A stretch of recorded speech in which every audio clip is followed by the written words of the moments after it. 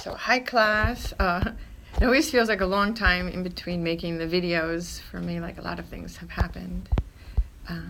So hope you guys are having a good week at internship. So there are two topics I want to talk about today, and one is the wonders of our healthcare system, our mental health care system, even though I know that we're getting a lot of cuts. So I'm so hoping that as many people as possible can get in there and get help. And in spite of those cuts, so I have a lot of Medicaid patients because I'm an intern, that's what I get. And I think it's so amazing that they are making use of their Medicaid cards and that they are motivated to come in and get help. They absolutely amaze me.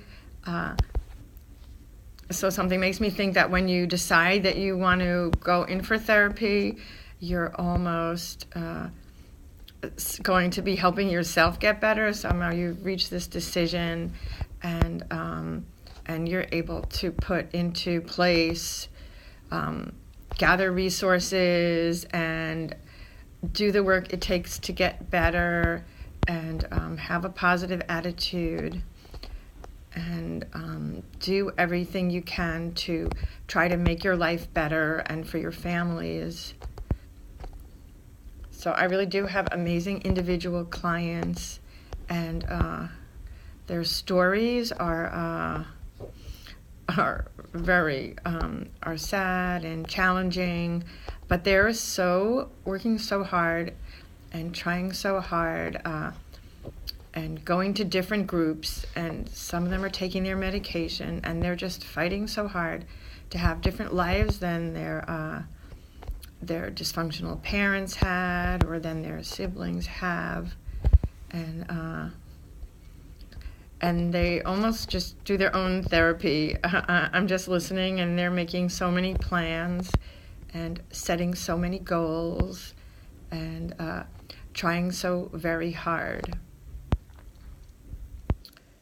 So for some reason, a lot of my clients are African American women, and they've been so wonderful to work with, and they are so feisty, and just it's so I've been lucky to have that population, and they're also surprised me.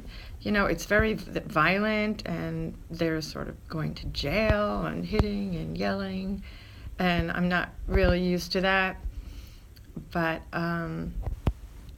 so I understood from my other internship that happens, in families, and that's okay. But I believe that part of their process of even coming in for therapy, that that kind of using bad language and sort of the acting out behavior of hitting and tone, I sort of see that changing as well, and because they want to have a better life, even though that's just sort of that's going to happen kind of exponentially. It wasn't the part that was bothering them, more having too much chaos in their life, and depression and substance abuse.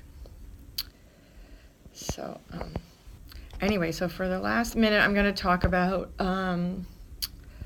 that my supervisor upstairs, who's not really my supervisor, she just sort of overlooks the group part where I work.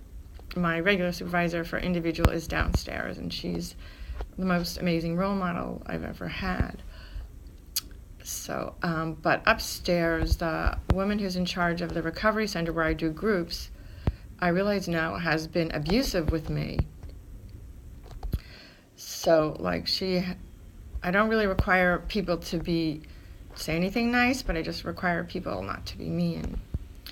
And one of the other workers today actually noticed the same look this woman always gives me that's very mean. So she's acknowledged to me, I saw how she looks at you. So for 6 months now, this woman has been looking at me that way, and I've known that it's abusive. So I'm really glad that I was able to tell her that it's over on December 15th, and then I think she actually looked a little bit unhappy because I won't be there to help out for the holidays when they actually really need people. So I will be glad not to see her anymore.